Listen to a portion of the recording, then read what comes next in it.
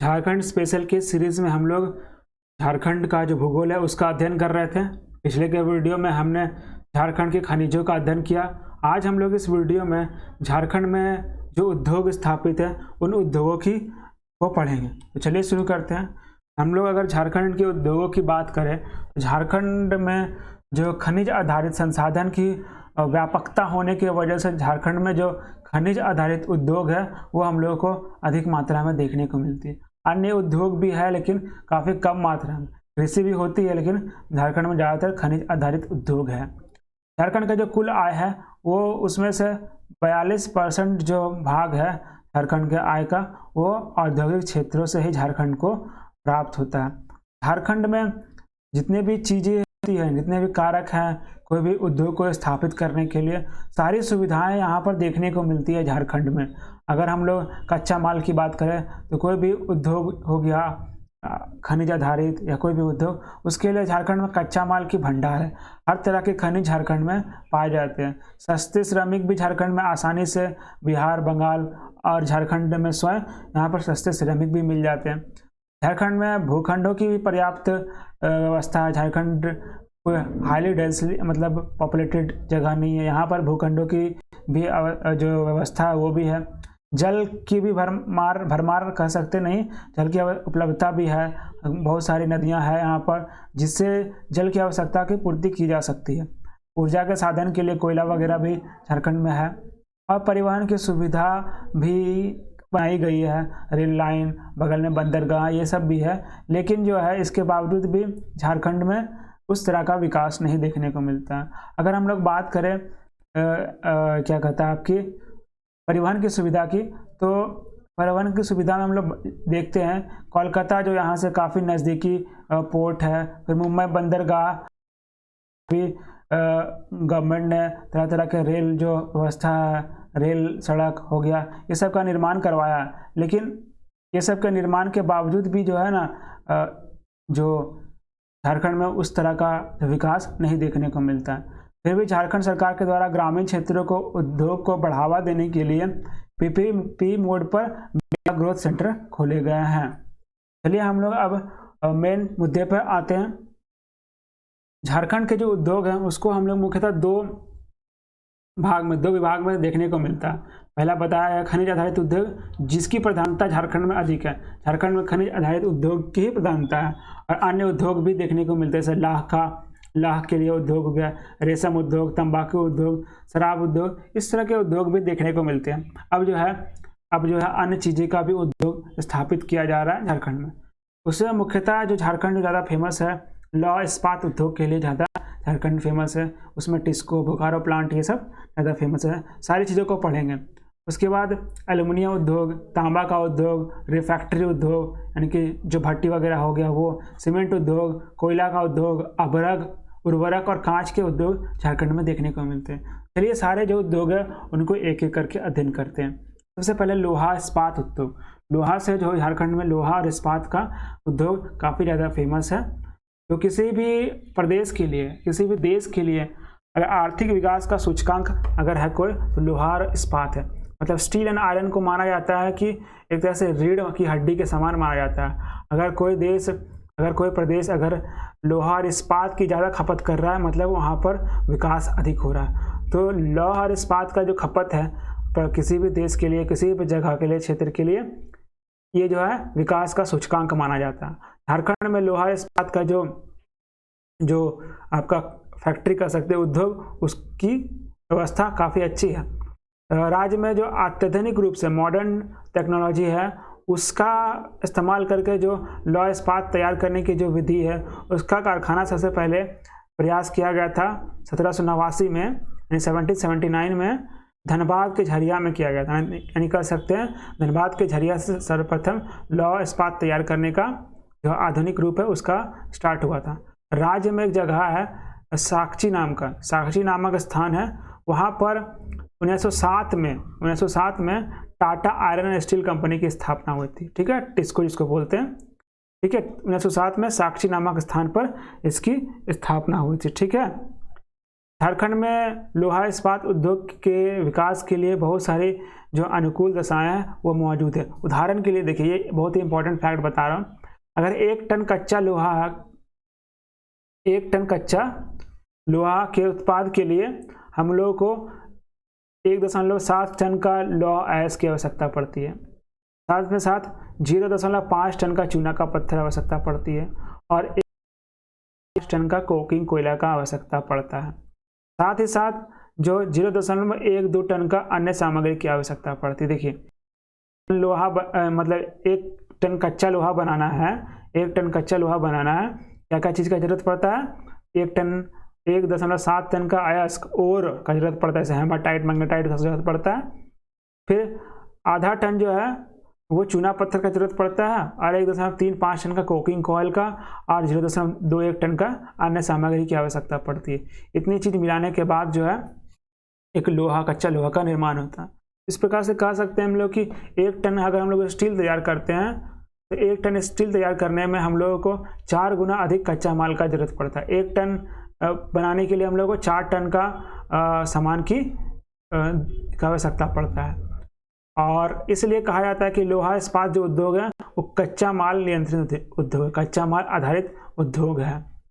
और इसलिए क्योंकि कच्चा माल जो है इस पर ही निर्भर करता है जो लोहा इस्पात उद्योग है, इसीलिए जो लोहा जो इस्पात जो उद्योग होती है उसकी स्थापना ज़्यादातर जो ऐसे स्थानों पे की जाती है जहाँ पर कच्चे माल की जो व्यवस्था है काफ़ी नज़दीक में है। झारखंड में लौह इस्पात उद्योग जो है 2 बड़ी लौह इस्पात इकाइयाँ झारखंड में देखने को मिलती है। एक है टिस्को, जिसको बोलते हैं Tata iron and steel company, और दूसरा जो है बोकारो इस्पात संयंत्र, बोकारो स्टील प्लांट। ये 2 जो है बड़ी बड़ी महत्वपूर्ण इकाइयाँ हैं जो झारखंड में देखने को मिलती है लौह इस्पात को लेकर। चलिए दोनों को पढ़ते हैं। सबसे पहले Tata iron and steel company, इसका नाम बदल गया गया। अब देखिए, जमशेदजी टाटा के द्वारा इसकी स्थापना, टिस्को की स्थापना 1907 में स्वर्णरेखा और खरकाई नदी के संगम स्थल पे, उस जगह का नाम क्या है पता है? जहाँ पर इसकी स्थापना की गई थी वो हो गया साकची। इसकी थोड़ी देर पहले हमने बात की, तो साकची, ठीक है, साकची जो है ऐसा जगह है जो आपका पूर्वी सिंहभूम का इलाका है, जहाँ पर स्वर्णरेखा और खरकई नदी का संगम स्थान है। वहाँ पर स्थापित किया गया 1907 में जमशेदजी टाटा के द्वारा। टिस्को जो कंपनी है उसकी स्थापना की गई और इसका उत्पादन शुरू कब से हुआ? 1911 में उसका उत्पादन शुरू हुआ। ठीक है, टिस्को संयंत्र में जो कच्चा माल जो था उसको कहाँ से मिल जाता है? तो इसी के आसपास का क्षेत्र है, 250 किलोमीटर क्षेत्र का जो स्क्वायर किलोमीटर जो वर्ग क्षेत्र है, वहीं पर इसको आराम से जो इसकी जो कच्चा माल है उसको मिल जाता है। ठीक है, और इन्होंने इस्पात उत्पादन की शुरुआत 1914 में की थी। उत्पादन अपना 1911 में, लेकिन इस्पात स्टील बनाना 1914 में शुरू करा था इन्होंने। इनको जो इस स्टील प्लांट को जो अयस्क है वो आसपास मिल जाता है। अगर लौह अयस्क की बात करें तो इनको लौह अयस्क जो हेमाटाइट का जो लौह अयस्क है वो आसानी से सीबू का नोवा मुंडी हो गया, मयूरभांज हो गया, मयूरभांज का गुरु महिसानी खान, ये सब, फिर गुआ हो गया, बादाम हो गया, ये सब जगहों से आराम से लौह अयस्क मिल जाता है। उसके बाद कोकिंग कोयल के लिए इसको झरिया से प्राप्त हो जाता है, रानीगंज और झरिया से इसको कोकिंग कोयल मिल जाता है। डोलोमाइट जो चूना पत्थर हो गया और फायर क्ले हो गया, ये उड़ीसा के आराम से जो सुंदरगढ़ जिला है वहाँ से इसको आराम से मिल जाता है। सुंदरगंज के जिले से उड़ीसा स्थान है, वहाँ पर से डोलोमाइट, चूना पत्थर, फायर क्ले ये सब मिल जाता है। उसका अगर स्वच्छ बालू और जल की बात करें तो ये स्वर्णरेखा नदी के बगल में है, तो आराम से वहाँ से इसको पानी मिल जाता है। ठीक है, स्वर्णरेखा और खरकाई नदी के संगम स्थान पर ही, मतलब वहीं पर है, तो आराम से इसको वहाँ पर से पानी मिल जाता है। बालू भी अगर आवश्यकता है बालू भी मिल जाता है। और साथ साथ मैंगनीज जो है, मैंगनीज उसकी प्राप्ति आराम से बगल में उड़ीसा है, उड़ीसा के गंगापुर क्षेत्र से हो जाता है, उड़ीसा गंगापुर क्षेत्र से। और मध्य प्रदेश से जो क्रोमाइट उसको मिल जाता है, मध्य प्रदेश से मध्य प्रदेश का जो मिदनापुर है और जोधपुर, वहाँ से क्रोमाइट और टंगस्टन मिल जाता है। और इस्पात के लिए जो श्रमिक होता है यानी कि जो लेबर है वो कहाँ से, बिहार हो गया, पश्चिम बंगाल हो गया, उड़ीसा हो गया, वहाँ से आराम से जो सस्ता लेबर भी मिल जाता है। साथ साथ झारखंड के जो अपने स्थानीय निवासी है उसका भी इस्तेमाल किया जाता है। सड़क परिवहन और मार्ग भी अच्छा तरह से जुड़ा हुआ है। झारखंड के कुछ दूरी पर ही कोलकाता बंदरगाह है, तो वो वहाँ से जो है दूसरे देशों पर लौह इस्पात को निर्यात करते हैं, एक्सपोर्ट करते हैं कोलकाता बंदरगाह से। और टिस्को कंपनी की अगर उत्पादन क्षमता की बात करें तो 20,000 टन इस्पात जो है तैयार करता है ये, ठीक है, 20,000 टन इस्पात उत्पाद करता है प्रतिवर्ष। टिस्को में क्या क्या चीज़ें बनती है, तो इस्पात के छड़, ठीक है, स्टील रॉड इसको बोलते हैं, स्टील रॉड, फिर गडर, रेल की जो धुरियाँ होती है, पटरियाँ जो होती है, पहिए होते हैं, चादर हो गया, स्लीपर हो गया, ये सब बनाए जाते हैं टिस्को कंपनी में। आगे बढ़ते हैं। टिस्को कंपनी के आसपास ही बहुत सारे छोटे मोटे इंजीनियरिंग उद्योग की अवस्थिति है, जिनका कार्य जो है टिस्को के लोहे को संपन्न किया जाता है, जिनका कार्य इंजीनियरिंग जो उद्योग है छोटे मोटे उनके द्वारा इनका भी काम सहयोग करते हैं। टिस्को में ही अवस्थिति के कारण जमशेदपुर जो है ना, जमशेदपुर टिस्को कंपनी स्थापित है, सांक्षीट जमशेदपुर में ही है। तो उसके वजह से क्या है ना कि ये एक तरह से औद्योगिक संकुल के रूप में बन के उभरा है। कौन, टिस्को जहाँ पर अवस्थित है जमशेदपुर वाला क्षेत्र, वो औद्योगिक संकुल के रूप में उभरा है। और उसके वजह से क्या हुआ, 1948 में Tata engineering and locomotive company की स्थापना हुई। Tata engineering and locomotive company की स्थापना हुई, टेल्को, ठीक है, यानी कि गाड़ियों की कंपनी जो है उसकी स्थापना हुई 1948 में, ठीक है। ये प्रश्न इंपॉर्टेंट है, टेल्को की स्थापना कब हुई, 1948 में। उसके बाद कृषि संबंधित उपकरण बनाने के लिए मशीन है, भी मशीन निर्माण के लिए भी एक संयंत्र का स्थापित किया गया, एग्रीको की स्थापना की गई टिस्को के नज़दीक ही, ठीक है। टाटा पहले टाटा टिस्को बना, उसके बाद धीरे धीरे ये सब जो चीज़ें हैं इकाइयाँ बनने शुरू हो गई। आगे बढ़ते हैं हम लोग, अब आते हैं बोकारो स्टील प्लांट के बारे में जानते हैं। बोकारो जो संयंत्र प्लांट है उसकी बात हम लोग कर लेते हैं।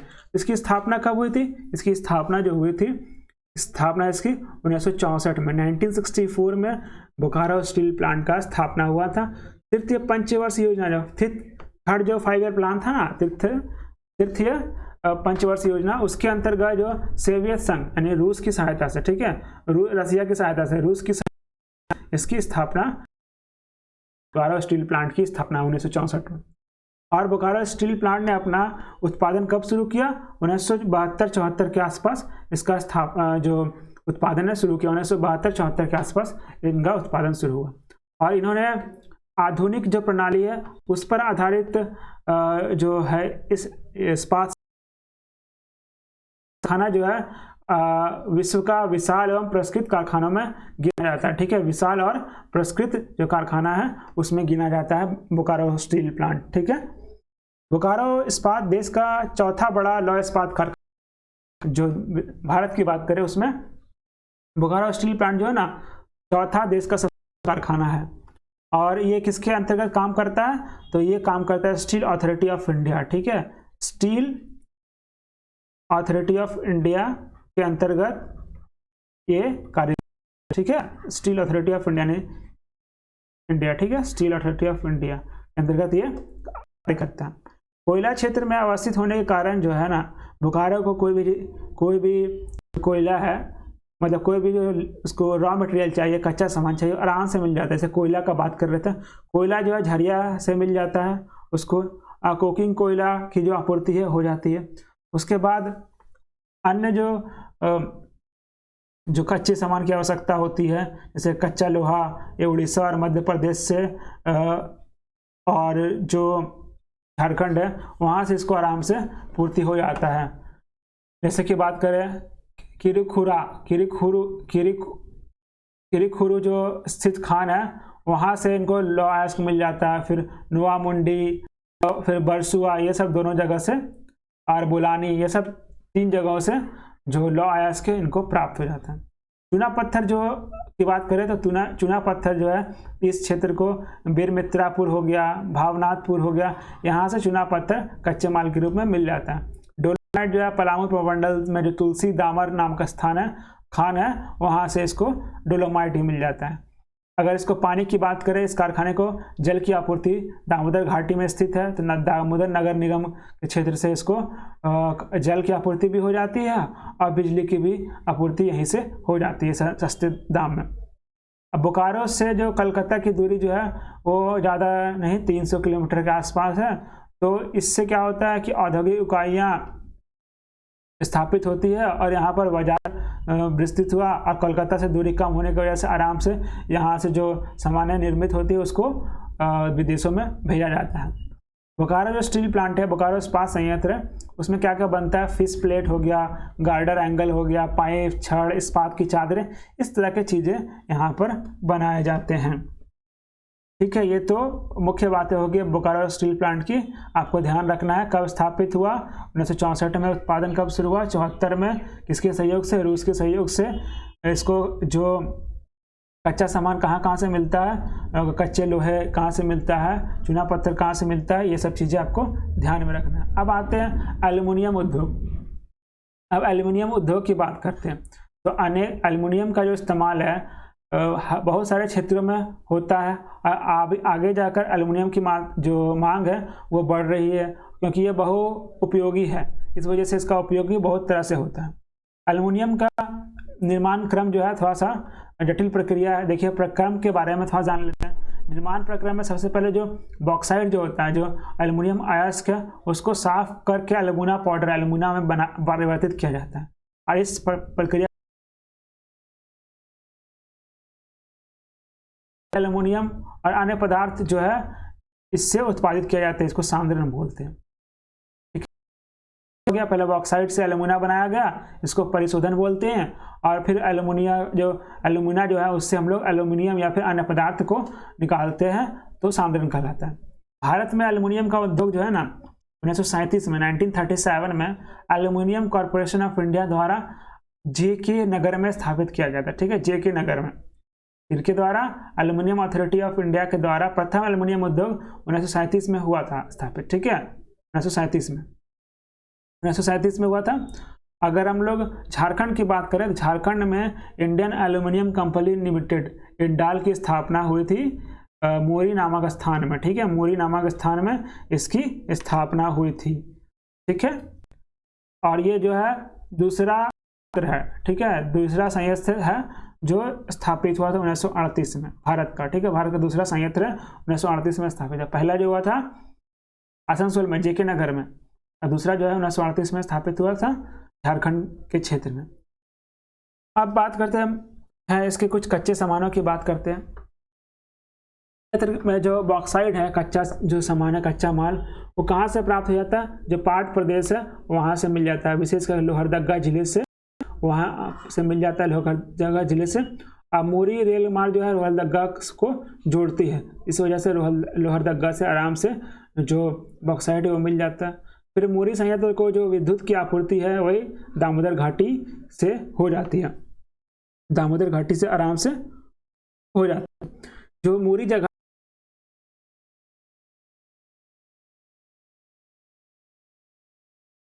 दामोदर घाटी में ही स्थित है ये, और कोयला की प्राप्ति भी जो है दामोदर घाटी से हो जाती है। बताया कि कोयला जो है दामोदर घाटी में काफ़ी मात्रा में पाई जाती है। एक कोयला दामोदर घाटी क्षेत्र है, वो उत्तर कोयल घाटी क्षेत्र है जहाँ पर कोयला का भंडार है। दामोदर घाटी कोयला का भंडार है, तो वहाँ से कोयला मिल जाता है। मोरी संयंत्र जो है एल्युमिना उत्पादन करने की क्षमता अगर बात करें उसमें 70,000 टन से अधिक जो है एल्युमिना का उत्पादन करती है हर वर्ष। और जो देश में जो उत्पादन है वो एल्युमिना का, उसमें से 16% से अधिक जो झारखंड अकेला उत्पादित करता है एल्युमिना को देश में। लेकिन जो एल्युमिना का जो एल्युमिनियम का जो उद्योग झारखंड में है, लेकिन झारखंड में क्या होता है ना, एल्युमिनियम का जो सामान वगैरह है वो डायरेक्ट जो एल्युमिनियम निकलता है वो नहीं यहाँ से बनता है। यहाँ से जो है ना सिर्फ एल्युमिना को निकाला जाता है, और फिर अंतिम प्रोडक्ट बनाने के लिए क्या करते हैं ना, एल्युमिना को जो बॉक्साइट से एल्युमिना बनाया गया उसको अलग अलग जगह भेजा जाता है। केरल के अलवाय व अलपुर में, अलवाय और अलपुरम भेजते हैं केरल में। ये जब ये पॉइंट बता रहा हूँ उसको ध्यान रखना। जो झारखंड में जो एल्युमिनियम हो गया उसमें बॉक्साइट से एल्युमिना बनाया गया, एल्यूमिना को दूसरे जो राज्य है वहाँ भेजा गया अलग अलग जगह पे, क्योंकि यहाँ पर अंतिम उत्पाद नहीं बन पाता है। ठीक है, अंतिम उत्पाद नहीं बन पाता। क्यों नहीं बन पाता? क्योंकि अंतिम उत्पाद करने के लिए काफ़ी ज़्यादा मात्रा में बिजली चाहिए, लेकिन बिजली यहाँ उस मात्रा में इस फैक्ट्री को, इस संयंत्र को नहीं मिल पाता है। इसीलिए केरल के जो अलवाय है अलपुरम में, वहाँ भेजा जाता है इसको एल्युमिनियम तैयार करने के। फिर कलकत्ता का जो वेलूर है वहाँ भेजा जाता है, कलकत्ता का वेलूर में। और उड़ीसा के हीराकुंड जो है, उड़ीसा के हीराकुंड वहाँ भेजा जाता है। मुंबई का लेई, यहाँ पर मेंशन नहीं है, इसको भी लिख लीजिए, मुंबई का लेई में भेजा जाता है।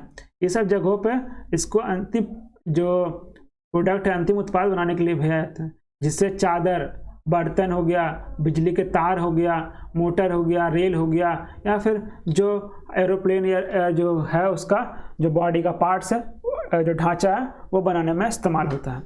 आगे बढ़ते हैं। तांबा उद्योग। तांबा जो है उद्योग जो है घाटशिला में तांबा का उत्खनन सबसे पहले स्टार्ट हुआ इंडियन कॉपर कॉरपोरेशन के द्वारा। इंडियन कॉपर कॉरपोरेशन के द्वारा तांबा का जो उत्खनन है 1924 में तांबा का उत्खनन की शुरुआत हुई घाटशिला में।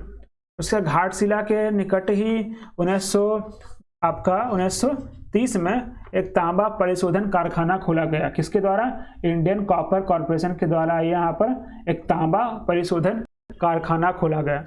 परिशोधन मतलब जो उसका अयस्क है, अयस्क जो है कि ओर जो है, ओर को अयस्क बोलते हैं। ठीक है, ओर से जो तांबा है उसको निकालने के लिए।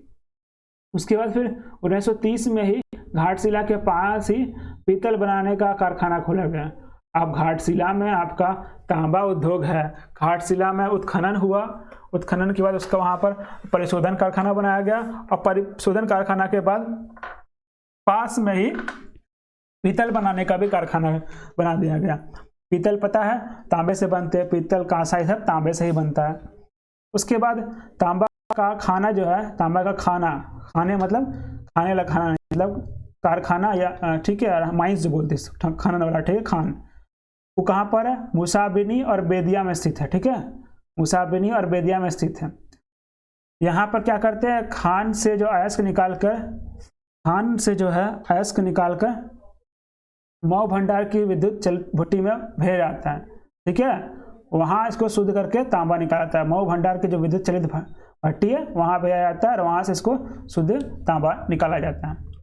इंडियन कॉपर कॉरपोरेशन जो है घाटशिला, उसके अलावा तांबा का अन्य केंद्र कहाँ पर है? कहाँ पर है? तो Hindustan copper limited Jaduguda, Hindustan copper limited Jaduguda, वही जादूगोड़ा जहाँ पर यूरेनियम पाया जाता है। ठीक है, Hindustan copper limited. Indian cable company limited Jamshedpur में जो, ये तांबा संयंत्र, तांबा का ही एक उद्योग का प्रकार है। ठीक है, और राज्य में अगर तांबा के पर्याप्त भंडार की बात करें तो घाटशिला नामक स्थान जो है वो बताया गया। घाटशिला पे आराम से पर्याप्त मात्रा में भंडार है, और 1967 में हिंदुस्तान हुई थी। घाटशिला राज्य में कारखाने की क्षमता कितना है? 16,500 टन प्रतिवर्ष है, 16,500 प्रतिवर्ष टन। इसको याद रखें, 16,500 टन प्रतिवर्ष जो है हिंदुस्तान कॉपर लिमिटेड है, जो कारखाना है वो उत्पादित करता है प्रतिवर्ष।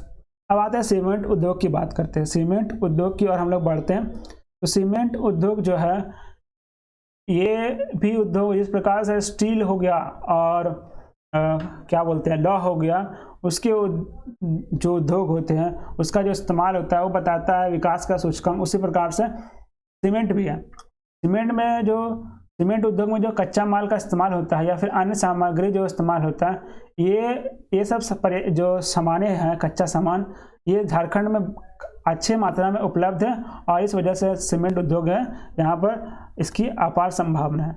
अगर इसके कच्चे माल के रूप में बात करें तो चूना पत्थर, कोयला, स्लैग ये सब से बनता है तो आपका सीमेंट। क्या क्या चीज़ से? चूना पत्थर, ठीक है, कोयला, स्लैग ये सब से बनता है। और महत्वपूर्ण जो सीमेंट उद्योग जो है झारखंड में कहाँ पर, कारखाने कहाँ पर है? हो गया जपला, पलामू में है। ठीक है, जपला पलामू में है। खिलाड़ी रांची का हो गया। ठीक है, रांची बोकारो, खिलाड़ी हो गया, बोकारो में है फिर। ठीक है, उसके बाद आपका हो गया झींक पानी। ठीक है, झींक पानी, ठीक है, झोंक नहीं, झींक पानी जो पश्चिमी सिभू में है। सिंदरी धनबाद में है, धनबाद में कुमार धुब्बी भी करके है, वहाँ पर भी है कुमार धुब्बी, ठीक है, कुमार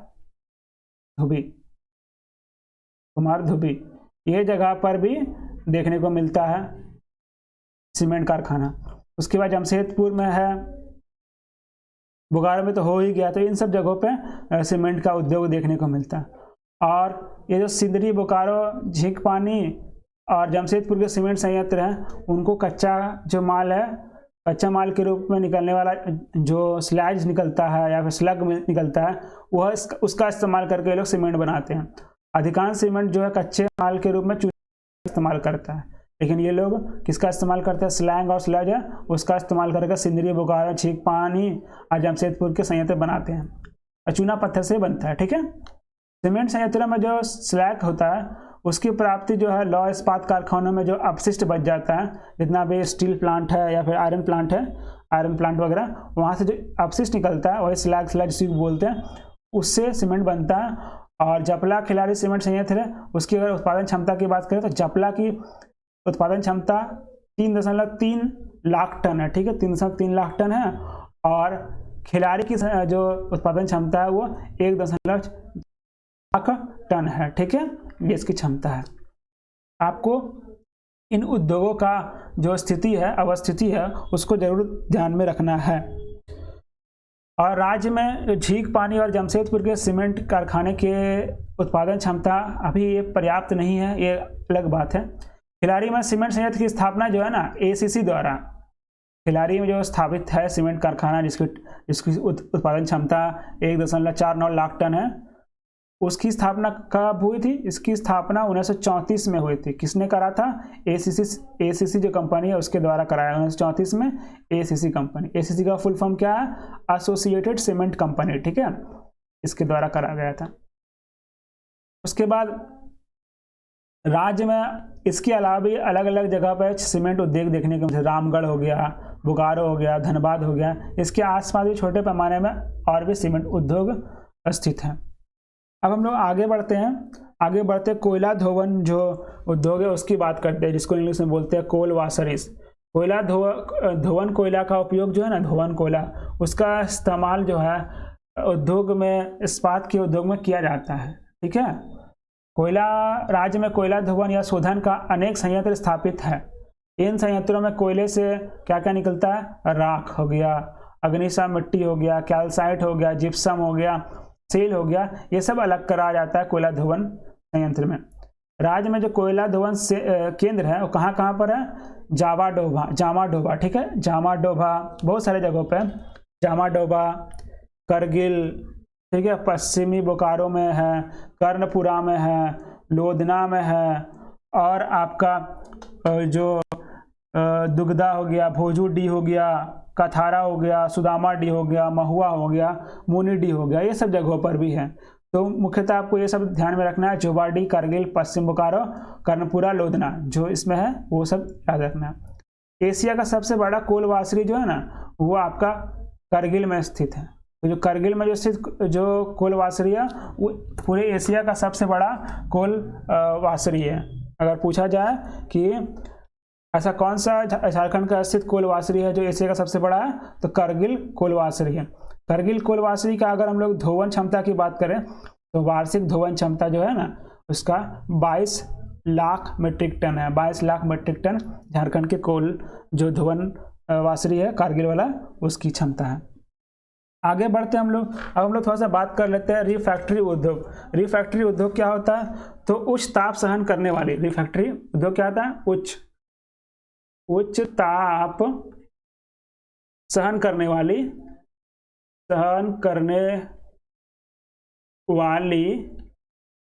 जो भट्टियां होती है, धमन भट्टियां जो होती है, धमन भट्टियां, ठीक है, भट्टियां का निर्माण जो करती है उस उद्योग को बोलते हैं हम लोग क्या? रिफैक्ट्री उद्योग। जो हाई टेम्परेचर को सहने वाला जो भट्टियां होती है उसका निर्माण करने वाले को हम लोग बोलते हैं रिफैक्ट्री उद्योग। इसका केंद्र कहाँ कहाँ पर है? इसके केंद्र की बात करें तो इसकी केंद्र कहाँ कहाँ पर है? पहला चिरकुंडा, ठीक है, चिरकुंडा, चिरकुंडा में है, फिर मुगमो, ठीक है, मुगमो, उसके बाद कुमारधुबी, कुमारधुबी, उसके बाद धनबाद, ये खुद धनबाद के जिले में आएगा, कुमारधुबी, धनबाद, उसके बाद झरिया, झरिया और रांची, ये सब जगह जो है यहाँ पर रिफैक्ट्री का उद्योग देखने को मिलता है। उसके बाद अगर हम लोग बात करें, अगर हम इसकी बात करें प्रयोग में, तो प्रयोग इसका कहाँ कहाँ होता है? रिफैक्ट्री उद्योग से जो उच्च ताप की जो भट्टियाँ मिलती है उसका प्रयोग जो होता है इस्पात उद्योग में करते हैं, इस्पात वगैरह, लोहा वगैरह गलाने के लिए, और अन्य उद्योगों में भी इस तरह के जो भट्टियाँ हैं उसका इस्तेमाल होता है, ठीक है। अब हम लोग आते हैं अभ्रक उद्योग के बारे में। तो अभ्रक जो उद्योग है, अभ्रक उद्योग कहाँ कहाँ हम लोग को देखने को मिलता है? तो अभ्रक उद्योग जो है उसका फैक्ट्री है कोडरमा, कोडरमा हो गया, हजारीबाग, ठीक है, हजारीबाग, कोडरमा, हजारीबाग, उसके बाद गिरिडीह। ये 3 जगहों पे आप लोगों को जो अभ्रक उद्योग है वो अभ्रक उद्योग देखने को मिलता है, ठीक है। अभ्रक उद्योग कौन कौन से जगहों पे? कोडरमा, हजारीबाग और गिरिडीह। कोडरमा, ठीक है, कोडरमा। अगर हम लोग बात करें उर्वरक उद्योग की, ठीक है, उर्वरक उद्योग की बात करते हैं, उससे पहले उर्वरक उद्योग की बात करते हैं। तो उर्वरक उद्योग जो है वो झारखंड के में प्रथम कारखाना उद्योग, जो उर्वरक उद्योग है उसका स्थापना कहाँ हुआ था? सिंदरी में हुआ था। उर्वरक उद्योग का प्रथम कारखाना कहाँ पर? सिंदरी में स्थापित हुआ था, ठीक है, सिंदरी में, सिंदरी में स्थापित हुआ था। कब? 1951 में, ठीक है, फर्स्ट, प्रथम कारखाना, ठीक है, प्रथम कारखाना जो है उर्वरक का कहाँ पर? सिंदरी में स्थापित हुआ था। और सिंदरी में उर्वरक उद्योग की स्थापना किसके द्वारा की गई थी? फर्टिलाइजर कॉर्पोरेशन ऑफ इंडिया के द्वारा, ठीक है, फर्टिलाइजर कॉर्पोरेशन ऑफ इंडिया के द्वारा, फर्टिलाइजर कॉर्पोरेशन ऑफ इंडिया, ठीक है, ऑफ इंडिया, FCI, वो FCI नहीं जो अनाज उनाज वाला होता है, भंडारण करता है, वो नहीं, ठीक है, फर्टिलाइजर कॉर्पोरेशन ऑफ इंडिया के द्वारा किया गया था। और सिंदरी की कारखाने जो है उसके कच्चा माल जो है बोकारो का जो स्टील प्लांट है, उर्वरक बनाना है ना, तो जो उसमें जो सामान जो बचता है स्लज बोकारो स्टील प्लांट वहाँ से मिल जाता है। सिंदरी में जो उर्वरक स्थापित जो बनता है कौन कौन सा बनता है? अमोनियम सल्फेट, ठीक है, अमोनिया सल्फेट, ठीक है, अमोनिया सल्फेट, अमोनियम सल्फेट। उसके बाद नाइट्रेट, अमोनियम नाइट्रेट या फिर नाइट्रेट कह सकते हैं, नाइट्रेट। उसके बाद यूरिया, ये सब जो है सिंदरी का जो उर्वरक उद्योग कारखाना है वहाँ पे बनता है। और सिंदरी जो है वो भारत का सबसे बड़ा उर्वरक कारखाना के रूप में माना जाता है। सिंदरी का जो है सबसे बड़ा है, ठीक है, सबसे बड़ा, पहला और सबसे बड़ा है। इसके अलावा जो सिंदरी में कारखाना है उसका 5 प्लांट है, ठीक है, सिंदरी कारखाना है 5 प्लांट है। क्या क्या चीज़ का प्लांट है? 5 प्लांट है, ठीक है, याद रखना। पहला प्लांट है अमोनिया का प्लांट है, अमोनिया का प्लांट है। दूसरा जो है गैस का प्लांट है, गैस का प्लांट है। और तीसरा जो है सल्फेट का प्लांट है, सल्फेट का प्लांट है। और चौथा जो है पावर प्लांट है, पावर प्लांट हो गया। और Coke oven plant, Coke oven plant, ये 5 प्लांट है। ये हो गया उर्वरक के प्लांट। इसके अलावा सिंदरी के अलावा अन्य जगहों पर भी उर्वरक का प्लांट है। कहाँ कहाँ पर है? बोकारो में है, बोकारो में है, धनबाद में है और आपका जमशेदपुर में है, ठीक है, जमशेदपुर में, जमशेदपुर में। ये सब में उर्वरक उद्योग का जो कारखाना है वो देखने को मिलता है। उर्वरक उद्योग का पहला कारखाना कहाँ पर? सिंदरी 1951 है। किसके द्वारा? फर्टिलाइजर कॉर्पोरेशन ऑफ इंडिया के द्वारा। सबसे बड़ा देश में, सबसे बड़ा जो कारखाना है देश में उर्वरक का वो सिंदरी में ही है। क्या क्या बनता है सिंदरी बड़ा कारखाने में? अमोनिया सल्फेट, नाइट्रेट, यूरिया बनता है और इतने तरह का प्लांट है। आगे आते हैं हम लोग इंजीनियरिंग उद्योग। झारखंड का जो इंजीनियरिंग उद्योग है उसकी बात कर लेते हैं हम लोग। इंजीनियरिंग उद्योग का मतलब हो गया जैसे मशीन हो गया, औजार हो गया, मशीनी औजार, या संचार हो गया, दूरसंचार का जो मशीन हो गया, परिवहन का मशीन हो गया, परिवहन हो गया, परिवहन के लिए जो गाड़ी वगैरह हो गया, वो सब औजार हो गया। या फिर ढांचागत औजार हो गया, ये सब निर्माण जो है इंजीनियरिंग उद्योग के अंतर्गत आता है, ठीक है, टूल वगैरह बनाने का। तो झारखंड में भारत का इंजीनियरिंग उद्योग की परिदृश्य में जो प्रमुख केंद्र के रूप में उभर कर रहा है। 1958 से झारखंड में जो है वो मतलब स्टार्ट हुआ इंजीनियरिंग उद्योग का झारखंड में। किसके द्वारा? तो एक तरह से कह सकते हैं हेवी इंजीनियरिंग कॉरपोरेशन यानी कि HEC के द्वारा, हेवी इंजीनियरिंग कॉरपोरेशन के इसके द्वारा स्टार्ट हुआ, स्थापित किया गया सबसे पहले 1958 में। कहाँ पर? रांची के आसपास के क्षेत्रों में किया गया, हटिया में। रांची के आसपास का क्षेत्र है हटिया, वहाँ पर स्थापित किया गया पहला, ठीक है, हटिया में 1958 में। किसके द्वारा किया गया है ये? तो स्थापित किया गया था भारत सरकार के द्वारा। नाम क्या पड़ा उसका? हैवी इंजीनियरिंग कॉरपोरेशन के द्वारा सबसे पहला इसी का स्थापित किया गया था 1958 में, हटिया में। हटिया कहाँ है? रांची में, ठीक है, रांची में स्थापित किया गया। इसमें क्या क्या बनते थे? HEC में क्या क्या बनते थे? HEC में बनते थे आपका जितने भी अलग अलग कारखाने के मशीन है, कल पुर्जे हो गया, ये सब बनता था, ठीक है। तो ये हेवी इंजीनियरिंग जो कॉरपोरेशन है ये, इसमें ये सब चीज़ें बनती थी।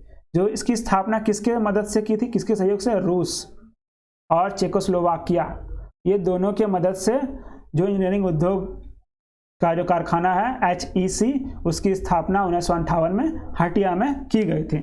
इसका उत्पादन शुरू कब से हुआ? स्थापना तो हो गया, लेकिन उत्पादन कब से शुरू हुआ था? 1963 से इसकी उत्पादन शुरू हुआ था। और इसी राज्य में इंजीनियरिंग उद्योग जो है एक तरह से मदर यूनिट कहा जाता है।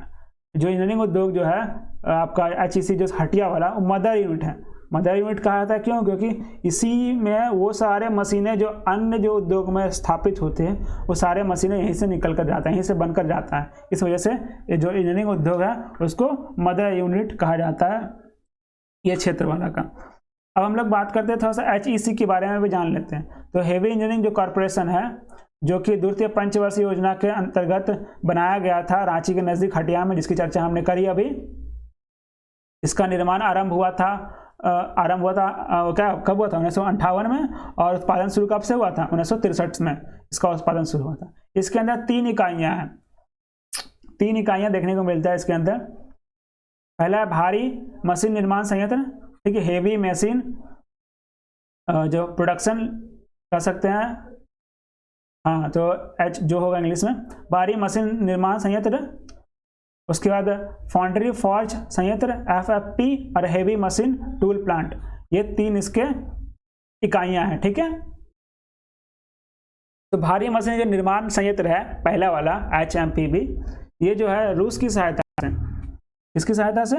रूस की सहायता से, रूस की सहायता से स्थापित किया गया था। और इसमें क्या है? लौह इस्पात संबंधी उपकरण जैसे क्रेन हो गया, ठीक है, एस्पेक्टर हो गया, ऑयल ड्रिलर हो गया, ये सब के उपकरण बनाए जाते हैं। किसमें? वही हेवी मशीन बिल्डिंग जो प्लांट है यानी HMBP में, भारी मशीन निर्माण संयंत्र वहाँ पर। उसका भारी मशीन निर्माण संयंत्र जो है HMBP, ये जो है यहाँ पर जो अन्य जो उद्योग होते हैं उनकी संरचना भी डिजाइन इसी में की जाती है।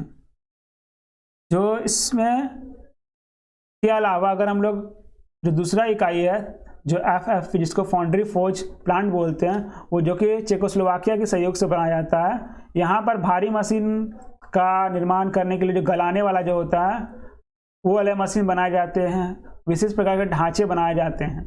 इसके अलावा भी अगर फाउंड्री फोर्ज प्लांट जो है उसके द्वारा अन्य और प्लांट, उनके अन्य 2 प्लांट भी है इसके अलावा, जो HMPP और जो HMTP जो है, जो ऊपर हमने पढ़ा यहाँ पर,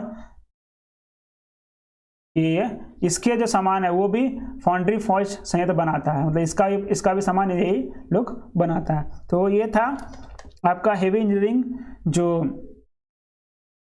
उद्योग है, उसका कुछ मुख्य बातें। चलिए हम लोग आगे बढ़ते हैं। अब झारखंड में स्थापित अन्य कुछ इकाइयों के बारे में भी हम लोग थोड़ा सा चर्चा कर लेते हैं कि अभी हमने जितना ही पढ़ा इंजीनियरिंग जो इकाई है, उसके अलावा कहाँ कहाँ पर स्थापित है?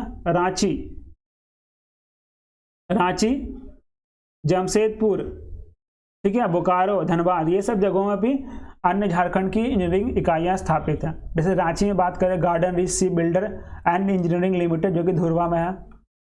उसके बाद Usha Martin black wire rope limited Ranchi में है। Shri Ram ball and bearing वो भी रातू में है, रांची का। फिर भारत वेस्टफालिया लिमिटेड नामकुम रांची में है। फिर जमशेदपुर के अंदर Tata engineering and locomotive company limited, ये जमशेदपुर में है, ये इंजीनियरिंग इकाइयाँ हैं।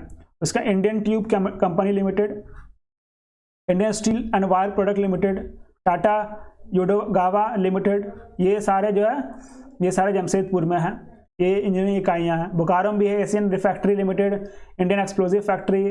धनबाद में engineering works, Hindustan steel limited और न्यू स्टैंडर्ड इंजीनियरिंग, ये सब झारखंड की अन्य इंजीनियरिंग इकाइयाँ हैं। अब हम लोग थोड़ा सा कांच उद्योग के बारे में जान लेते हैं। कांच उद्योग, झारखंड में कांच जो है उसका उद्योग के बारे में थोड़ा जान लेते हैं। तो इसका मुख्यतः कहाँ पर देखने को मिलता है कांच उद्योग? रामगढ़ जो जगह है जो पश्चिमी सिंहभूम के ऊपर वाला क्षेत्र है वहाँ पर है। रामगढ़ में इसके आसपास हम लोग को यहाँ पर कांच उद्योग देखने को मिलता है। उसमें से सबसे पहला जो है इंडो एशिया ग्लास फैक्ट्री, ठीक है। पहला जो फैक्ट्री हम लोग कांच उद्योग में देखेंगे तो इंडो एशिया ग्लास फैक्ट्री, ठीक है। ये कहाँ पर है आपका? ये जो है आपका झुरकुंडा में है, ठीक है। झुरकुंडा में है, कहाँ पर? झुरकुंडा में। चलिए झुरकुंडा, ठीक है। थोड़ा सुनिएगा, थोड़ा नेटिंग मेरा खराब है। झुरकुंडा में है और किसके सहयोग से बनाया गया है? जापान के सहयोग से बनाया गया है। किसके सहयोग से? जापान के सहयोग से। उसके बाद रामगढ़ छावनी क्षेत्र, दूसरा क्या है? रामगढ़ छावनी क्षेत्र। चलिए हिंदी में लिखने का प्रयास करता हूँ। रामगढ़ छावनी क्षेत्र, ये कहाँ पर है? ये आपका यहाँ पर 6 कारखाने हैं, ये रामगढ़ में ही है, ठीक है। यहाँ पर 6 कारखाने हैं इसके अंतर्गत और ये रामगढ़ में है, ठीक है। उसके बाद आते हैं कतरासगढ़। कतरासगढ़ जो है वहाँ कतरासगढ़ धनबाद में है। कतरासगढ़ धनबाद में है।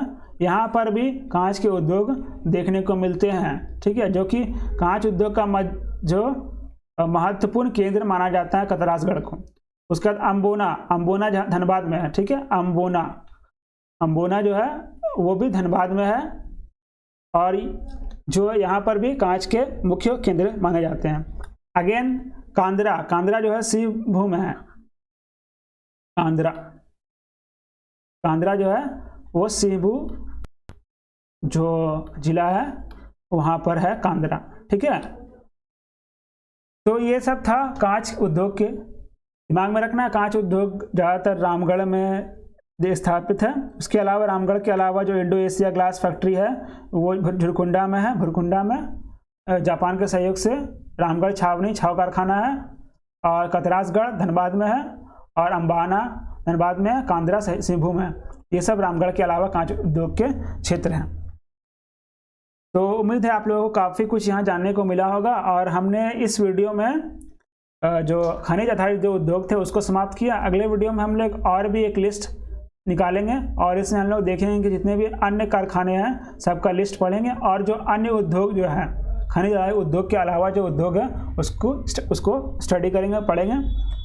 अगर आप मुझसे जुड़ना चाहते हैं तो इंस्टाग्राम के इस आईडी पे, ट्विटर के इस आईडी पे जुड़ सकते हैं, जिसका लिंक जो है डिस्क्रिप्शन में दिया हुआ है। वहाँ पर भी आप क्लिक करके ज्वाइन कर सकते हैं और ये टेलीग्राम को ज़रूर से ज़रूर ज्वाइन करें, जहाँ पर इम्पॉर्टेंट जो डॉक्यूमेंट्स है, स्टडी मटेरियल है उसको डालता हूँ जो एग्ज़ाम पॉइंट ऑफ व्यू से काफ़ी इंपॉर्टेंट है। तो थैंक यू दोस्तों, हैव अ नाइस डे, जय हिंद।